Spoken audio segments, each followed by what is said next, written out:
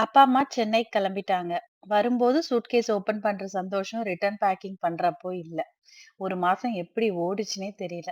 Last 3, 4 டேஸாவே கிளம்ப போறாங்கன்னு mind ஆஃபாவே இருந்துச்சு. கிளம்பி போறதுக்கு முன்னாடி எனக்கு என்னென்ன ஹெல்ப் பண்ண முடியுமோ எல்லாத்தையும் செஞ்சு வச்சுட்டு தான் போனாங்க. பால்கனி கிளீன் பண்றதுலருந்து மாவு போடுற வரைக்கும் எல்லாத்தையும் பண்ணி வச்சுட்டாங்க. அவங்க இருந்த வரைக்கும் காலையில எந்திரிக்கணும்னு அவசியமே இல்ல. சேயோன் காலைல எந்திச்சிட்டா கூட அப்பா கூட்டிட்டு போய் அவன விளையாட வச்சுட்டு இருப்பாரு. நான் இன்னும் கொஞ்சம் நேரம் தூங்கலாம் அப்படின்னு. அம்மா கையில டீயோட வந்து என்ன எழுப்புவாங்க.